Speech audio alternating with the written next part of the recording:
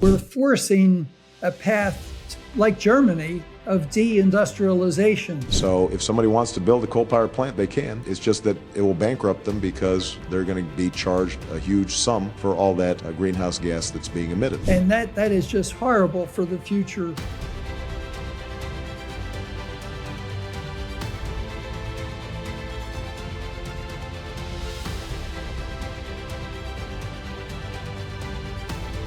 This is Climate Debrief, brought to you by the CO2 Coalition. I'm Angela Wheeler. Today I'll have some questions for CO2 Coalition member Dick Storm about his presentation, The Importance of Coal for Electricity Reliability.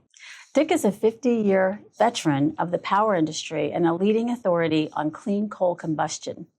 A contributing editor to Power magazine and founder of the widely respected Large Electric Utility Boiler Performance course, Dick has trained engineers worldwide and shaped industry standards through his company, Storm Technologies. Dick now lends his expertise to educate the public through OLLI, the Osher Lifelong Learning Institute at the University of South Carolina, Beaufort. Dick, thank you so much for joining us on Climate Debrief. Thank you. It's my honor, Angela. Dick, your presentation title highlights the critical role of coal in ensuring electricity reliability. Can you share why you believe coal remains indispensable for a stable power grid in today's energy landscape? Angela, I feel like coal is indispensable, that America has used right at 100 quadrillion BTUs of total primary energy for about the last 25 years. It's been fairly constant. The energy use of primary energy has been fairly flat. And what we have done is substituted the use of a lot of electricity that was used for industry through deindustrialization during the extreme environmental movement and substituted renewables. When you come to the replacement choices, renewables can't get the job done. They're called variable generators because they're intermittent. So what we have in America is a lot of variable power generation has been forced onto the grid, subsidized by tax dollars. And that has caused a cutback in the generation from reliable, affordable, conventional generation so that it has become less profitable to operate those plants. And with the uncertainty of regulations, the endangerment finding for CO2, the stringent air quality restrictions that the EPA has had on coal plants have made it such that utility people have taken the easy button, if you will, to put in renewables because it's paid for by tax subsidies, and then they back it up with gas turbines. So what we have done since 2010 is we've changed from about 45% coal generation in 2010 to about 45% natural gas generation currently. Next year, it'll probably be 47 or 50% natural gas. To answer the question why I think coal is important, it's affordable, it's dispatchable, you can store the energy for months on site, and it's the lowest cost proven source of primary energy for electricity generation ever in history. Nuclear comes close after a nuclear plant is paid for, but coal is the most reliable and affordable source of primary energy for electricity generation. And looking at the forecast showing a need for up to 800,000 megawatt of new dispatchable base load power by 2050, how does coal's reliability position it as a key solution to meet this growing electricity demand? Well, in my view, it's absolutely essential that new coal plants get built.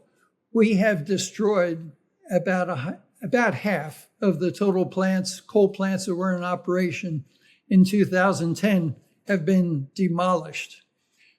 Back in 2007, 2009 era, there was 150 new coal plants in the pipeline to be built. President Obama said he was going to bankrupt the coal companies and he was going to exit coal. So if somebody wants to build a coal power plant, they can.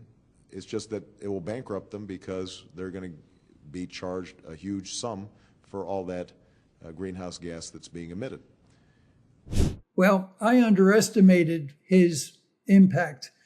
He did bankrupt a bunch of coal companies, and he did stop over 100 new coal plants, probably 140 some of the coal plants planned in 2007 were not built.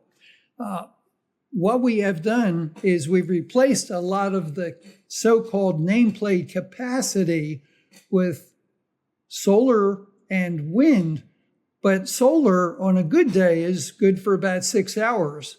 So we end up with solar being maybe 25% of the total power generation, but what it does is it's forced onto the grid when the sunshine is shining.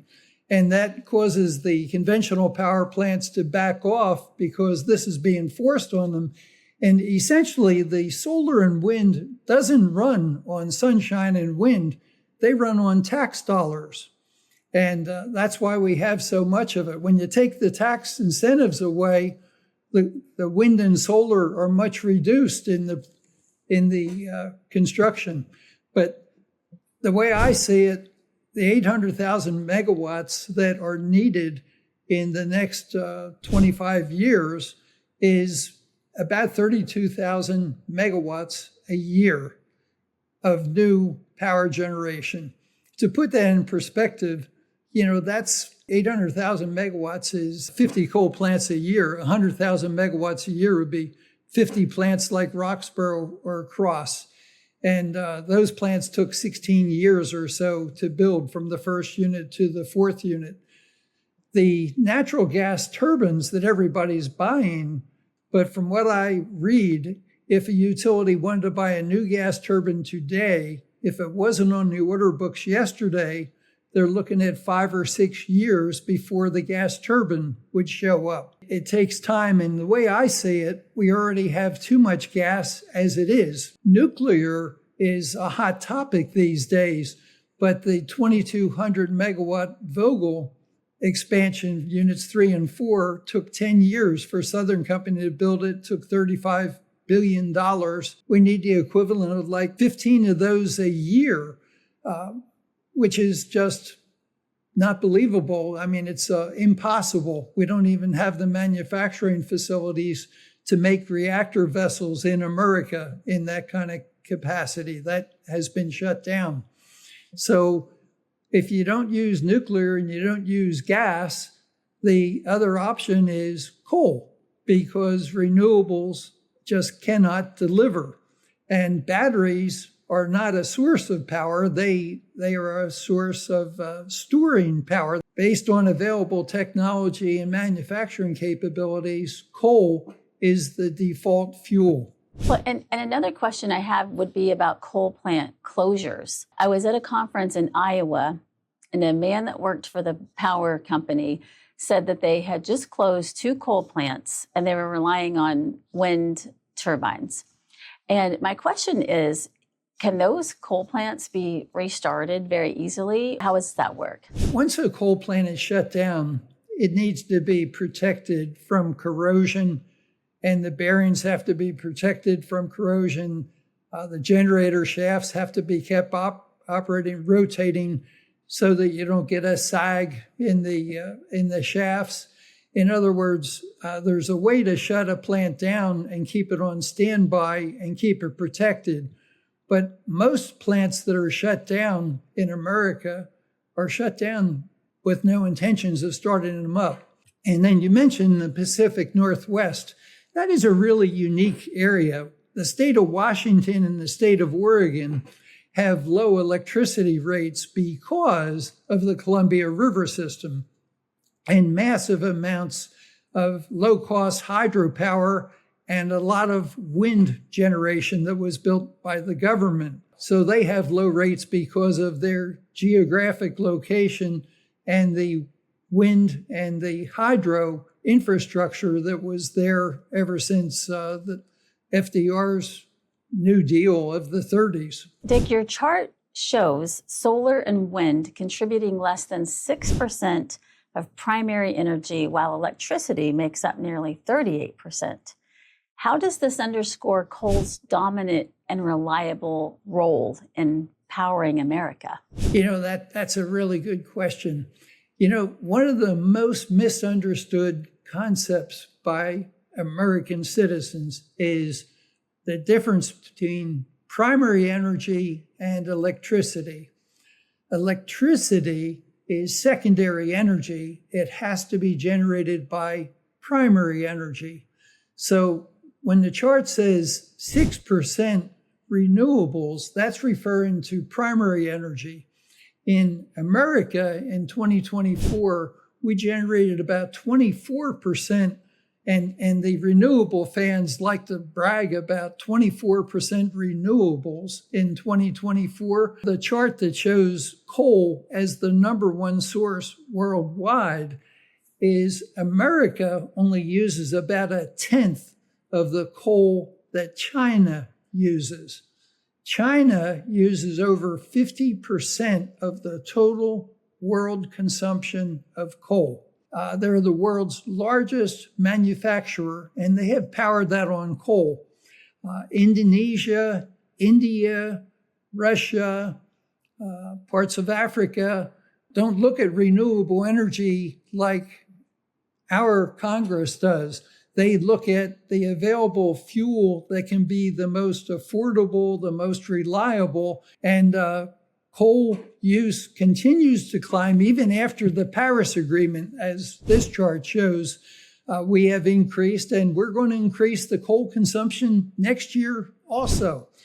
Maybe not in America, but across the world, just because it is the default fuel, the default high-quality fuel to generate electricity. In your presentation, you quote Captain Nemo from the 1870 Jules Verne novel, 20,000 Leagues Under the Sea. The quote reads, "There's a powerful agent, obedient, rapid, easy, which conforms to every use and reigns supreme on board my vessel. Everything is done by means of it. It lights it, warms it, and is the soul of my mechanical apparatus. This agent is electricity." In your presentation, Dick, this quote is used to emphasize electricity as the lifeblood of America, highlighting its indispensable role in modern society, a vision that was science fiction in 1870, but is now foundational to our economy, security, and daily life. How have policies contributed to self-sabotaging our reliable coal-based infrastructure? Electricity is extremely vital for everything that we do. Cooking, refrigeration, just all of the things that make our high quality of life possible. And when I started getting involved in studying public policy, it was through New Source Review. What New Source Review is you would have to go back to the EPA with a 30-year-old power plant, just like it was a brandy new spanking power plant, and start the permitting process all over again. So anyway, the EPA had a war on coal, starting with Carol Browner being the leader of the EPA back in the Clinton administration. Well, I thought that was bad. Well, then Mr. Obama became president, and he said he's going to bankrupt the coal companies. Well, he did. And he did sure as heck stop over 150 new coal plants from being built. And I didn't think that'd be possible. At that time, we were depending on 45% coal power, and I thought, no politician can do that. Well, what saved Obama was the shale gas revolution. So about the same time that Mr. Obama had his accelerated war on coal, on steroids, if you will, the shale gas revolution came in, and the oil and gas companies were producing so much gas, flooding the market, the gas actually dropped below $2 per million BTU, cheaper than coal. What we did was we substituted natural gas at low cost for what was coal generation. Went from 45% coal in 2010, and at the time, I forget how much gas, maybe it was 10 or 15%. But gas then rose from relatively small percentages to about 45%, and coal has declined to about 16%. And what we've become dependent on is inexpensive, abundantly supplied natural gas, and that has kept electric rates low. Now we're trying to electrify everything. Electricity growth is taking place with the AI centers and trying to improve the economy with reshoring manufacturing from Asia. And we're going to export a bunch of LNG to Europe and Asia. And that's going to, and it has, I checked the price yesterday, it was about $4.90 per million BTUs. In the summer, natural gas was about $3 per million BTUs.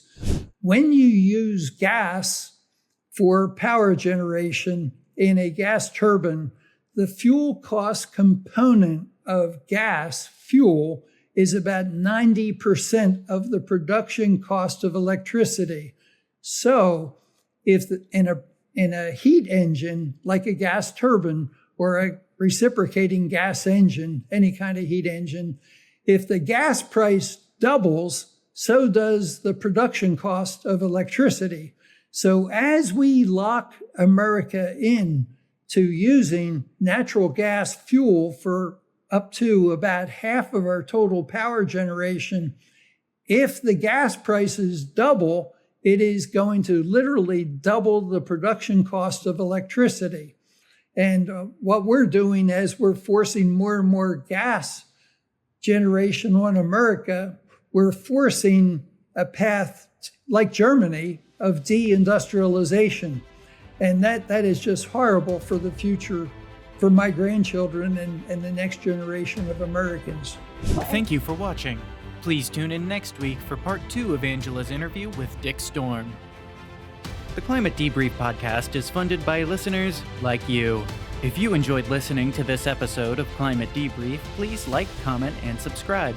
We read all of your feedback. If you are interested in finding out more about the CO2 Coalition and its mission, visit our website at co2coalition.org. Our host and executive producer is Angela Wheeler. Production by Ethan Audie and Scott Wheeler. Technical production and editing by Joseph Von Spakovsky.